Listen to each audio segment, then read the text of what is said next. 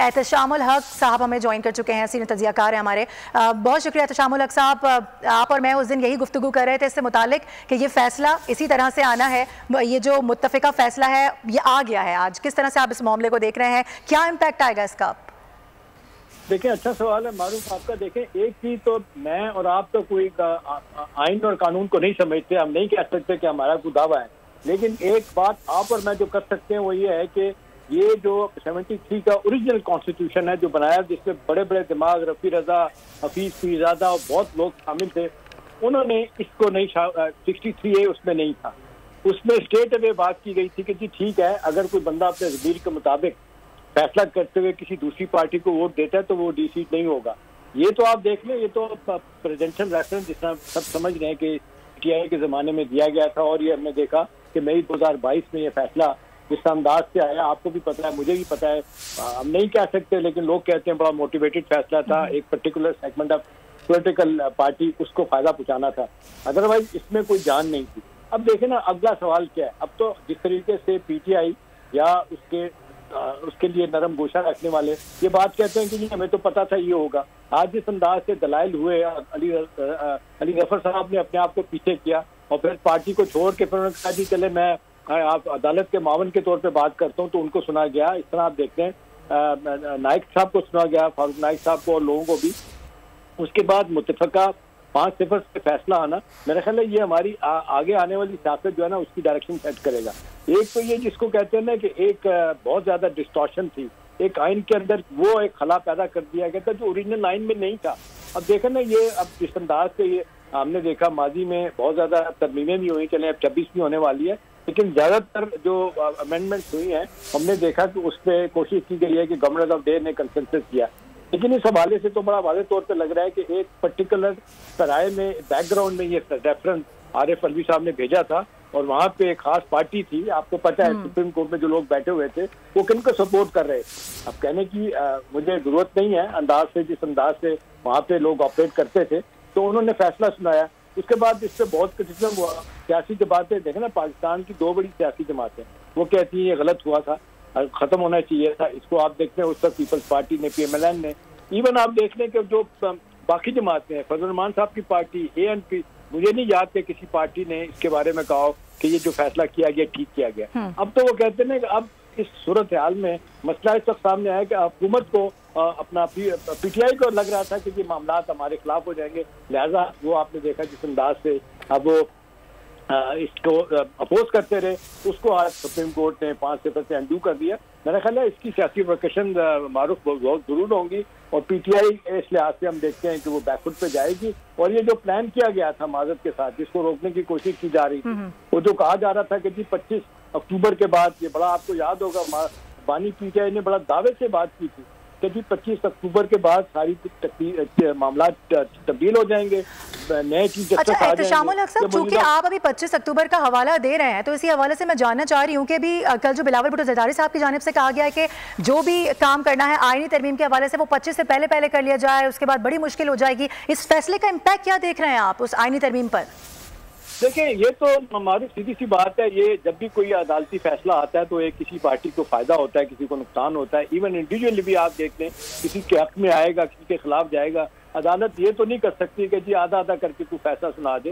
वो अपनी दानिश में जो फैसला करती है, आपको मुझे और जो राय रखने वाले लोग आईनी कानून तौर पर, वो भले उससे इतफाक करें या इतफाक ना करें, ट्राई कर सकते हैं, और without bring them into disrepute अदलिया कोई बातें की जा सकती है। लेकिन जिस अंदाज से अब आप देख रहे हैं ना, एक महाजराई का सिलसिला शुरू हो गया। कल देखा कि एक वकील साहब जो है ना, मुस्तफैन काजमी, जो ओरिजिनली रिटायर्ड है CJ के ऑफिसर हैं, अब जाके उसमें PTI में बन के वो उन्होंने जाके वहाँ पे दावा बोला, और उसको तो शराफत से उन्होंने बाहर भेज दिया कि जिनको निकाल दिया जाए बाहर। अदरवाइज हाकिम निसार का दौर होता तो आपने देखा क्या होना था, सीधा जेल भेज देना था। और ऐसे ही रिमार्क्स दिए भी गए थे चीफ जस्टिस की जानिब से कि पुराना दौर होता तो क्या होता। हाँ जी, तो उनके लिए बड़ी मुश्किलात होती। तो ये तो बहुत रिस्ट्रेंट का मुजाहरा किया है काजी साहब ने, और मतलब जिस अंदाज से बदतमीजी की गई है, बिल्कुल वही सीन रिपीट करने की कोशिश की गई जो माजी में आपने देखा PMLN दौर में हुआ। सजाद अली शाह की हुकूमत को के पास जब नवाज शरीफ साहब के खिलाफ तौहीन अदालत का केस किया, तो उसको आपने देखा जिस अंदाज से स्टॉर्म किया था। उसके बाद कई लोगों को निकाला गया, डी-सीट किया गया। तो सवाल ये है कि जी आप, ये अदालत है, अदालत में इख्तलाफात हैं, डेफिनेटली डिवीजन आ चुका है। बहुत से हवाले से लोग कह रहे हैं, आज भी वहाँ पे बात की अदालत में, उन्होंने कहा अपना अली जफर साहब ने कि जी बेहतर होगा कि आप अपने इख्तलाफात दूर कर लें। तो उन्होंने हंसते हुए चीफ जस्टिस ने कहा कि आपकी अगर ये ख्वाहिश है या आपकी दरख्वास्त है तो मैं भी ये कहता हूँ कि सियासतदान भी अपने अंदर जो है ना इख्तलाफात को खत्म कर दें। वो इख्तलाफात तो हैं, एक अच्छा इख्तलाफ होना अच्छी बात है, प्रोवाइडेड कि ये मुल्क के खिलाफ ना हो, अवाम के खिलाफ ना हो, आपके ओरिजिनल आइन के खिलाफ ना हो। तो ये सारी चीजें चलती रहती है। लेकिन अब इस सारे पराये में इस वक्त पीटीआई के लिए मुश्किलात होगी। उन्होंने जो प्लान किया हुआ था, जो लग रहा था कि जी ये 25 अक्टूबर तक एक शदीद दबाव बढ़ा के, और जिस तरह कल वकील साहब ने मुस्तफैन काज़मी ने कहा कि जी 500 बंदे बाहर खड़े हैं, अगर आपने कुछ किया तो हम ये कर देंगे। तो देखें ना, ये तो धौंस लाने की बात है। अदालत के खिलाफात हैं, अपनी जगह खिलाफात हैं। आज आपने देखा चीफ जस्टिस ने भी कहा, बाकी जो उनके मुखालिफ ग्रुप के लोग हैं वो भी यही कहते हैं कि जी हमारे दरमियान खिलाफ तो अपनी जगह है, लेकिन इसका ये मतलब नहीं कि अदलिया जो बात कहती है, जो फैसले देती है, उसके खिलाफ आप चले जाएं। तो मेरा ख्याल है ये इस लिहाज से तो मेरा ख्याल है जो इस वक्त हुकूमत है पीपल्स पार्टी पेमेंट की, उनके लिए तो जाहिर सी बात है बड़ी खुशी होगी। लेकिन मेरे लिए तो एक बात है कि जी ओरिजिनल कॉन्स्टिट्यूशन को जो छेड़ा गया था, जिसमें 63A नहीं था, वो एक पर्टिकुलरली खास मकसद के लिए डाला गया था, आज उसे सुप्रीम कोर्ट ने रिव्यू में निकाल दिया।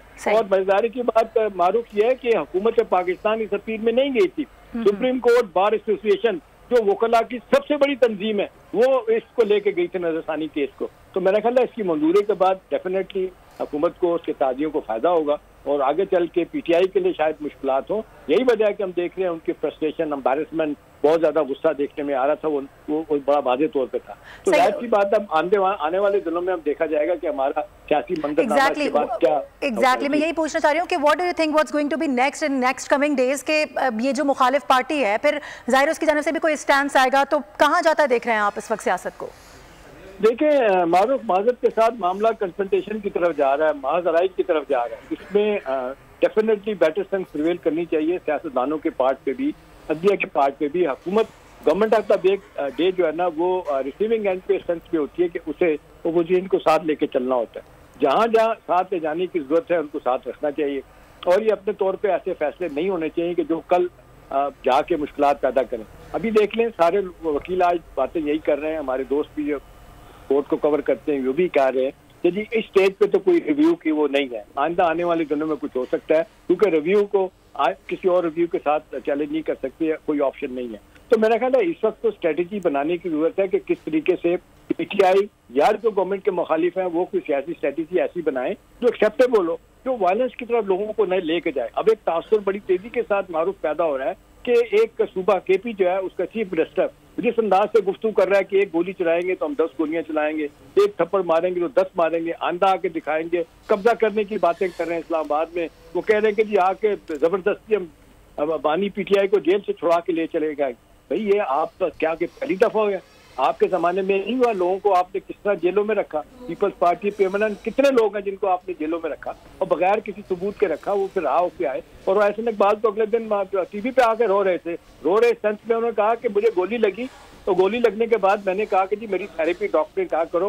उन्होंने कहा, इन्होंने पीटीआई के लोगों ने कहा थेरेपी नहीं करनी देनी। उन्होंने कहा देखे मेरा हाथ क्या हो गया, पंजाबी कहा मेरा हाथ टुंडा हो गया, यानी मैं अपना हाथ पूरी तरह खोल नहीं सकता। तो लोग भूल जाते हैं। तो ये तो टिट फॉर टैट है, what goes around comes around. वो कल नवाज शरीफ ने भी कहा, काश ये सियासी लोग एक दूसरे को इस तरह बदले ना लें, आइन और कानून के मुताबिक काम करें। और आप में जो सफर कर रहे हैं, मुल्क जो सफर कर रहा है, सारी दुनिया पाकिस्तान की तरफ देख रही है, खुदा ना खासा फेल्ड स्टेट की बातें हो रही हैं। तो क्या आपने जाती मकासद के लिए हमें ये सब कुछ करना चाहिए? मेरा ख्याल है इसको अवॉइड करना चाहिए। हाँ, ये जो फैसला आ गया है इसको मनोन माने। इसके बाद अगर फर्ज करें, जैसे लग रहा है कि जस्टिस मंसूर साहब नए चीफ जस्टिस होंगे, वो आएंगे, जो फैसले करेंगे वो हमें कबूल करने चाहिए। हाँ, इख्तलाफ आप भले करें, आप क्रिटिसाइज भी कर सकते हैं एक खास पैराए में रहकर, लेकिन इसका मतलब नहीं है कि आप अदालतों को फैसलों को क्लाउड करना। शाम साहब, शर्जील मुखातिब हूँ आपसे। सबसे अहम मामला जो ये है कि बार बार जो पीटीआई की जानिब से कहा जाता रहा है कि अपनी मर्जी के फैसले जारी किए जाते रहे हैं, फिर ऐसे में एक फैसले को कलदम करार देना, जब माजी में एक बेंच था, जब लार्जर बेंच था, उसकी जानिब से फैसला किया गया था तो उस फैसले को सराहा गया था। लेकिन जब फैसला मर्जी के खिलाफ आता है तो उससे फिर वापस से इंतशारी सियासत करने की कोशिश की जाती है। इससे इम्पैक्ट आने वाले दौर में क्या पड़ेगा? क्योंकि अब चीफ जस्टिस की मुद्दत मुलाजमत है वो भी खत्म होने वाली है, फिर उसके आगे एक नए चीफ जस्टिस आएंगे, तो क्या जो फैसला अगेंस्ट आएगा उसको नहीं माना जाएगा?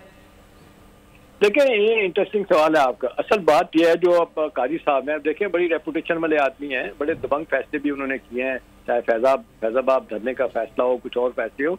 अभी देखें कोई भी शख्स गवर्नमेंट में जो होता है, और खास तौर पे सुप्रीम कोर्ट में जब वो रिटायर होने लगता है, तो उसको इस बात का ख्याल होता है कि मैं लेगेसी क्या छोड़ के जा रहा हूँ। वो कभी ऐसा काम नहीं करेगा जिससे शॉर्ट टर्म किसी एक को फायदा हो और वो सारी उम्र के लिए लिखा जाए कि उन्होंने कोई गलत फैसला किया।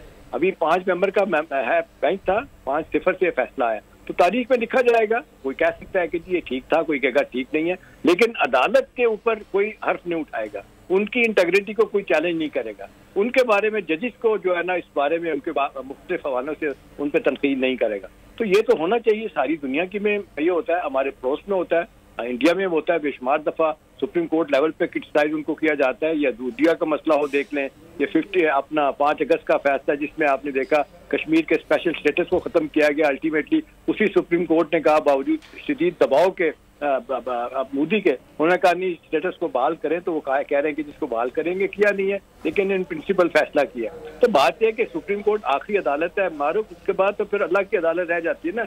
वो फैसले जहाँ समझते हैं कि गलत हुए तो वो अनटू अल्लाह करेगा, आप तय नहीं कर सकते। तो इस वक्त तो जो गवर्नमेंट ऑफ द डे है, और देखें मौलाना फजल रहमान साहब का भी रवैया देख लें, वो भी मुझे ऐसे ही उनकी बात याद आ गई। इस हुकूमत को उन्होंने कहा था असेंबली में खड़े होकर कि जी अब यही हुकूमत है, चाहे फॉर्म 45 किया 47 किया है, हमें इसके साथ लेके चलना है।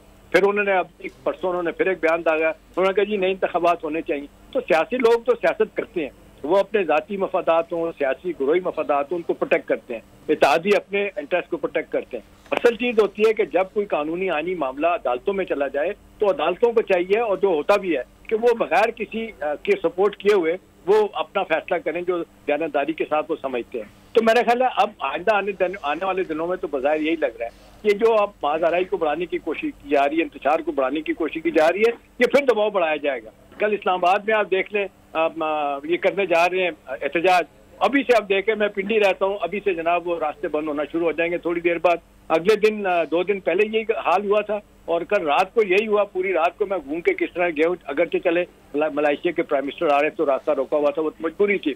अब कल देखें क्या होगा, किसी ने अस्पताल जाना है, किसी ने मुल्क से बाहर जाना है, college school, by the way स्कूलों को कल छुट्टी दे दी गई है कि भी कल क्योंकि एहतजाज होने जा रहा है। अब देखें पीटीआई अपने जाती मफाद के लिए सब कुछ कर रही है, माजरत के साथ मैंने इनको कितना सपोर्ट किया, हमारे कंधों पे सवार होकर मौसूफ आए थे 2018 में, आज आपको और हमें भी गालियां दे रहे हैं। उनके जनाब चीफ मिनिस्टर साहब हमारी खवातीन जर्नलिस्ट उनके बारे में बदतमीजी और नाजेबा लफ्ज इस्तेमाल कर रहे हैं। मजाल है कि बानी पीटीआई ने एक लफ्ज भी कहा कि गलत कहा है, क्योंकि इस वक्त सियासत जो है वो पावर पॉलिटिक्स है, पॉपुलर पॉलिटिक्स नहीं है, तो वो ये काम कर रहे हैं। ज्यादा परेशानी लोगों को ये है कि जी आप तो एक बड़ी पार्टी के हैं, बहुत सारे लोग कहते हैं आपने इलेक्शन जीता, आपकी पॉपुलैरिटी है, क्या आपको ये जेब देता है कि लोगों को आप इंतशार फैला के, आप लोगों को प्रोवोक करके, और आप चाहते हैं, जिस तरह वाडा प्रेस कॉन्फ्रेंस अभी कर रहे थे कि जी ये चाहते हैं कि लाशें गिरें, और लाशें गिरने के बाद इनका काम आसान होगा। बाई द वे ये हमेशा हुआ।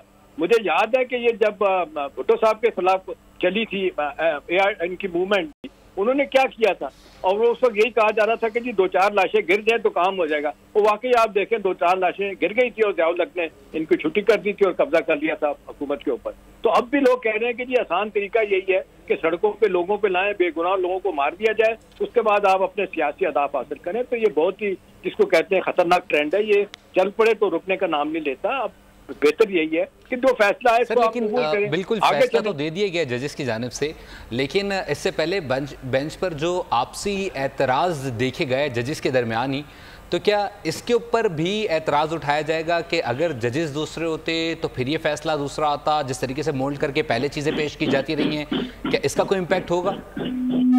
देखिए ये आपकी इस बात में वजन है। देखिए अभी आपने देखा कि काजी साहब एक मरतबा नहीं 2 मरतबा ये बात कह चुके हैं कि जी अब हालात ऐसे हो गए हैं कि कोई भी जब केस आता है तो हमें पता होता है कि जी मेरे राइट और लेफ्ट जो बैठे लोग हैं उनका ज़हन क्या है। तो अब देखें ना क्यों लोग कहते हैं पोलराइज कर दी गई है, बहुत ज़्यादा डिवाइडेड है, और जिस तरीके से आप देख लें पोलिटिसाइज हो गई, हमारी अदालतें भी हो गई हैं, जिस तरह सारे अदारे हो चुके हैं। तो ये भी कोई अच्छी बात नहीं है। आप और मैं उम्मीद यही रखते हैं कि हमारी अदालतों को जो है ना उनके रवैये ठीक होने चाहिए। क्या यही वजह है कि 139 पे हमारी इस वक्त सब्जियाँ खड़ी हुई है, क्यों है? इसी वजह से कि उन्होंने फैसले ऐसे से किए, और माजी में आपने देख लें बड़े गलत फैसले किए। मुशर्रफ के ज़माने में देखें वो क्या हुआ, इरशाद हसन खान चीफ जस्टिस थे, उन्होंने कहा जी आप आइन को अमेंड भी कर सकते हैं और इस 3 साल के पीरियड में जो जो कुछ करना चाहें आप कर सकते हैं। उनको ब्लैंकेट कवर दे दिया था, ब्लैंकेट कवर दिया था। इस तरह और हवाले से भी बहुत कुछ होता रहा। तो सवाल तो ये कि कहीं तो जाके चीजों को रुकना चाहिए, कहीं तो चले, पता चले कि नहीं। इसमें एक अहम चीज़ ये है कि रजिस्ट्रार को जो दूसरा खत लिखा गया था जस्टिस मुनीब अख्तर की जानिब से, उसमें उन्होंने कहा था कि जो समाअत है वो कानून और रूल्स के मुताबिक नहीं है। आपका इस पर क्या मौक़िफ़ है सर? चूँकि वो बेंच को ही नहीं मान रहे थे ना, यही वजह थी आई गेस। देखिए ना, इस हवाले से तो खबरें बहुत ज्यादा आना जो शुरू हुई हैं वो तो इसी तरह हुई है ना कि भी एक हेलो जी जी जी जी मैं आपको सुन सकती हूँ सर, बोलिएगा।